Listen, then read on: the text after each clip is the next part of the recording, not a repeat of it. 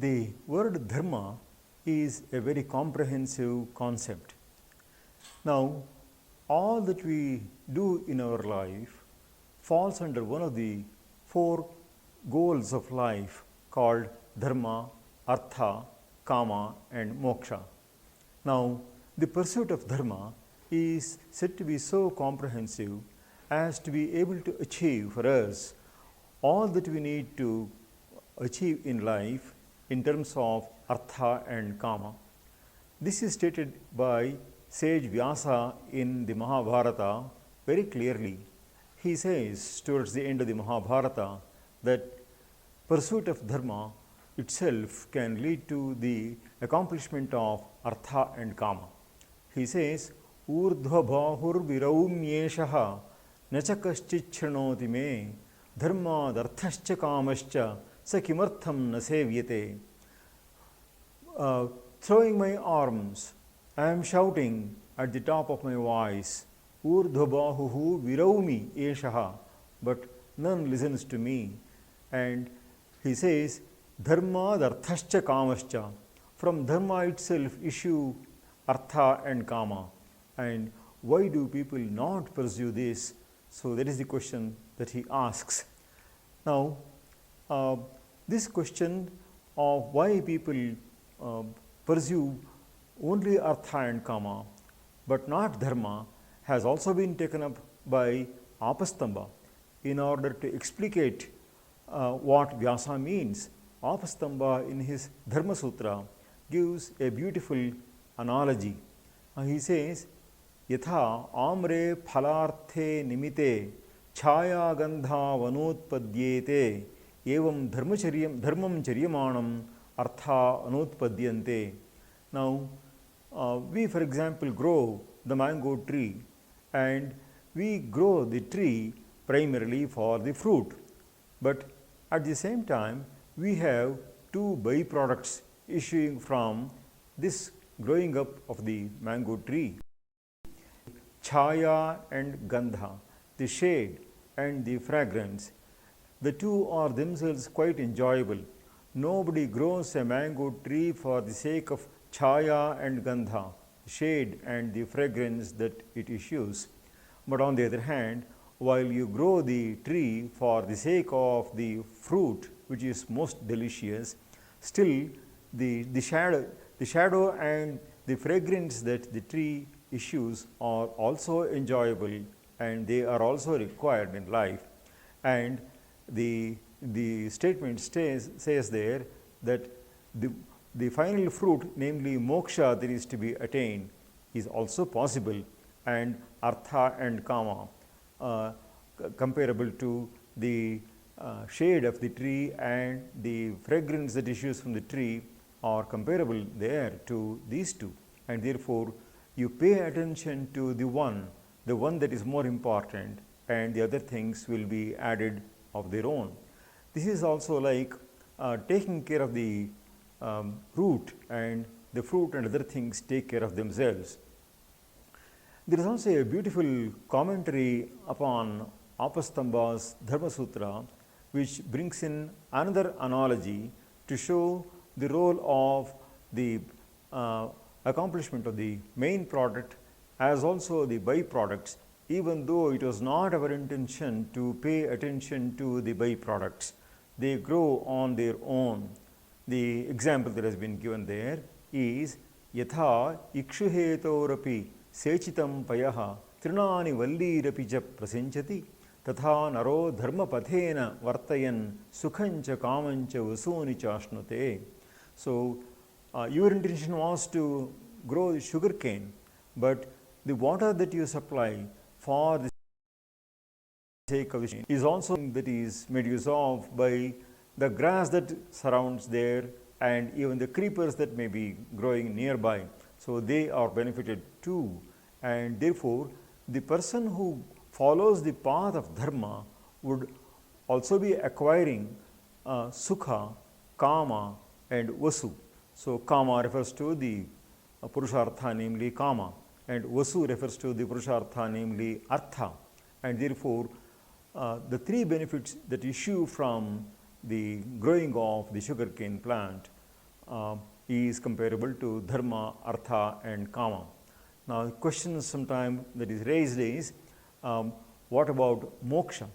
Now, there is a classification in our tradition of the four valid pursuits of life into Trivarga and Chaturvarga. Chaturvarga stands for dharma, artha, kama and moksha, whereas the word Trivarga stands for dharma, artha and kama. This has made people, some of the scholars themselves, to get confused, and they have tried to interpret, saying that moksha was not an original concept and it was only a later addition and accretion. On the other hand, if you look into the very ancient definition of dharma as given by Kannada, the statement is very clear. Yataha abhyudaya nishreyasa siddhihi saha dharmaha.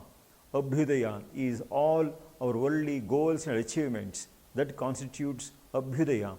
On the other hand, the word nishreyasa is something that stands for what is called the samam bonum, or the supreme good of life, and it is from dharma that these two issue, says the statement of Kannada.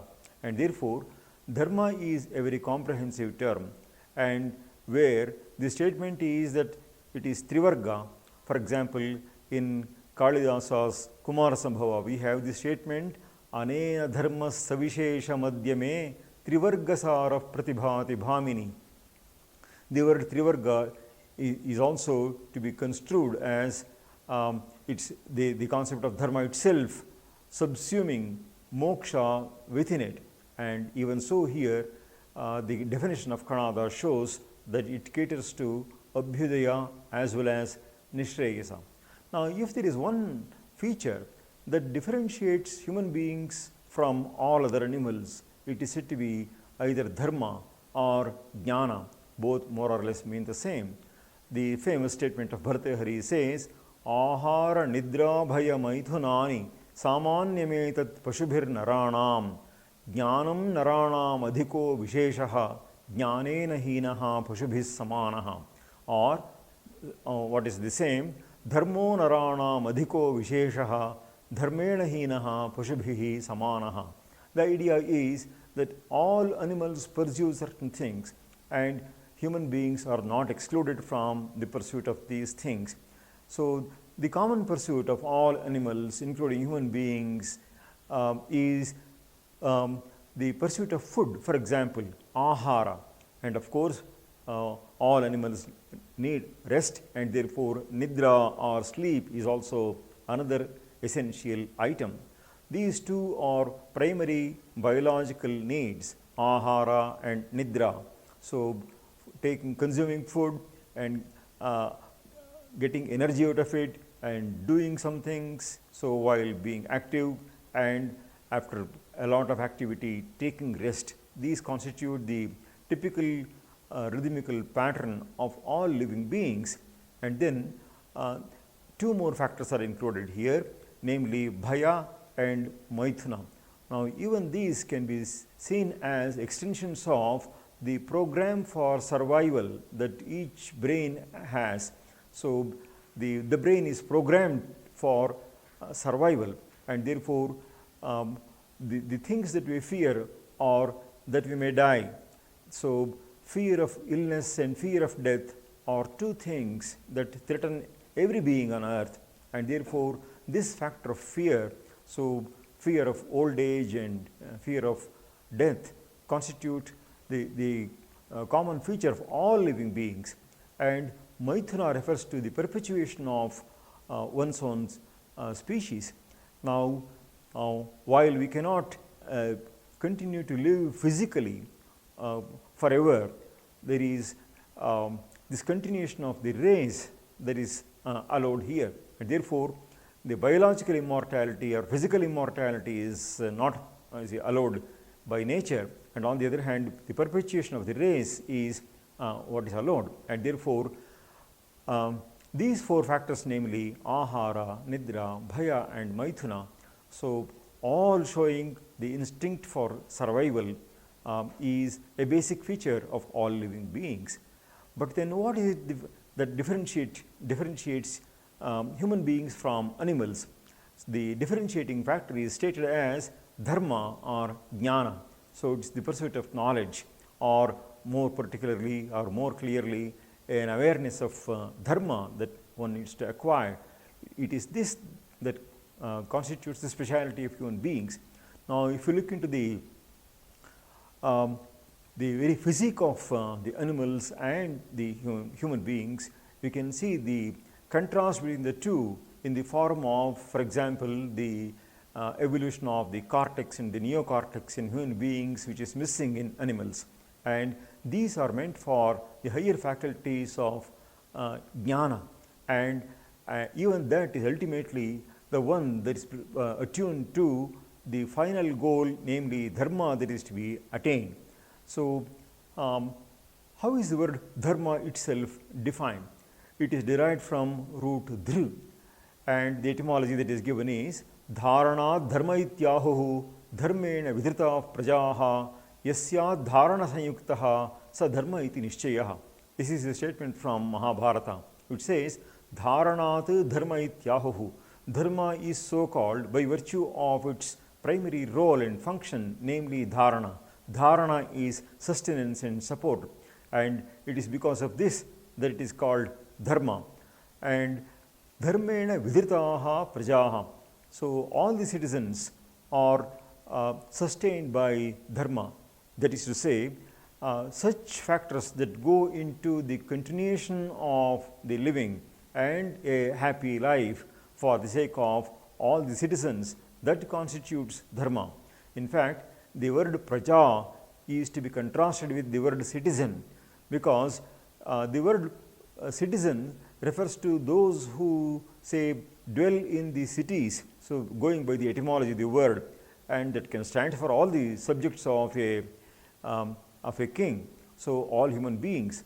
On the other hand, the word praja stands for offsprings, so which refers to all living beings and not merely human beings, and therefore, such factors as go to sustain and support all living beings constitutes so what is called dharma, and therefore, if it is not accompanied by the factor and role of dharana or sustenance, so it cannot be called dharma, and therefore, that alone is dharma which sustains all living beings. Sriranga Mahaguru clearly pointed out how the elements of nature all should be in their true nature and not deviate from their nature for all life to sustain. To quote his words, ಗಾಳಿ ಬೆಳಕು ನೀರು ಎಲ್ಲವೂ ತನ್ನ ಧರ್ಮದಲ್ಲಿದ್ದರೆ ಮಾತ್ರ ಜಗತ್ತಿಗೆ ಉಳಿವು. These are his words. Now, this captures all the efforts towards this towards the study of ecology and saving the earth, saving our planet, and so on. Now, the elements of nature should all function in their true manner as intended originally. Now, if on the other hand any of these elements lose their primary role, then certainly the continuation of the world is not possible. And when we say that sugar has sweetness and fire is hot, these are the essential dharmas of those things. Therefore, to be sweet is the dharma of sugar, to be hot is the dharma of fire. Therefore, the essential property of a thing is known by the word dharma. Now, the question that arises is, if the word dharma means the set of primary properties of a thing, what is it that is meant by the statement, you must follow dharma? So, dharmanchara, says the Upanishad. Obviously, it means a set of actions that we have to perform. So, what is the relationship between dharma as property of a thing and dharma as a set of rules or actions to be performed?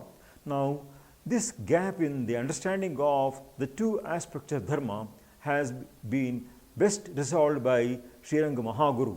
Now, he has shown how these two aspects of dharma are very coherent. Through simple analogies, he has solved this. Now, let us say we have to go to the place called Mysore. So, then suppose you are in Bangalore you have to choose some means to go and reach Mysore. Now, typically we go to the bus stand, and there will be a number of buses plying from Bangalore to various destinations, and the bus that goes from Bangalore to Mysore, the conductor of the bus will be shouting Mysore, Mysore, Mysore, and so on. Now, what exactly does he mean? It is not that the bus itself is to be named Mysore or called Mysore. Sometimes there will be a label for the bus called Mysore, but that does not mean that the bus itself is Mysuru. On the other hand, it is a vehicle that takes us to Mysuru. While Mysuru is the destination, the bus is a means for that destination, and therefore sometimes the means as well as the ends are called by the same name. Now, this happens in typical usage of language, even in the most common utterances. Take for example, while we are in some grand party where we are all being served some food. In the typical Indian way of serving food, we all sit down and the server comes and serves various items. Now, suppose the person who is serving ladu, so he is afar from us or has missed serving the same to us. So, we do not know his name, we will just say, oh ladu, ladu, and he comes and supplies ladu. Now, here the person is not ladu, it is not even his name. On the other hand, he supplies ladu, and therefore we refer to him as ladu, and therefore the person who comes and offers ladu is also called by that name ladu. So, when you call ladu, so he looks at you because he is carrying ladu. So, he looks at you and he understands that you need ladu, and therefore he comes and serves, and therefore we do not even utter the full sentence, we only make a symbolic gesture and just say the word ladu, and the fellow understands that we require ladu, and therefore he comes and serves that.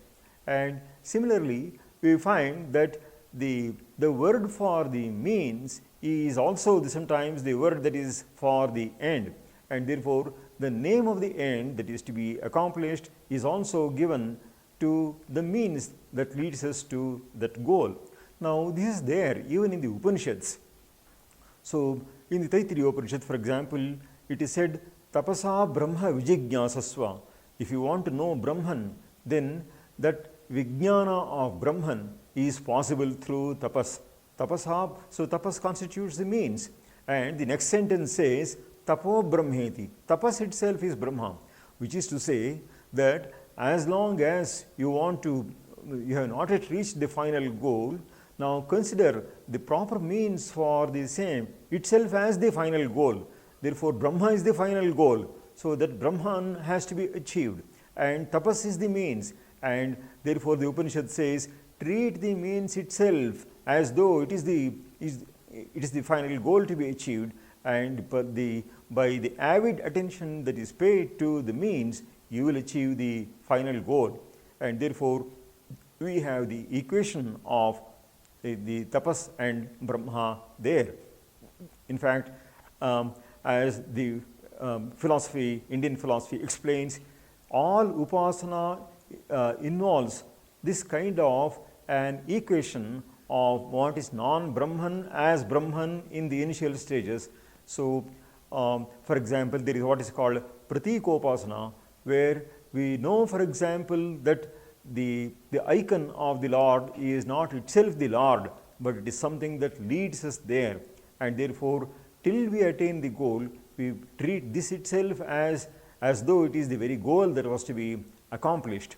And thus, we find that the end and the means can get the same label, and therefore, the end, namely the accomplishment of the Supreme Lord, the attainment of Brahman, so, and the means for the same, namely certain activities that are to be performed in order to attain that goal, are both treated alike and are both called dharma. Thus, the concept of dharma as property and the concept of dharma as certain actions leading towards your goal, or thus they stand explained by this analogy and analysis provided by Sri Sriranga Mahaguru.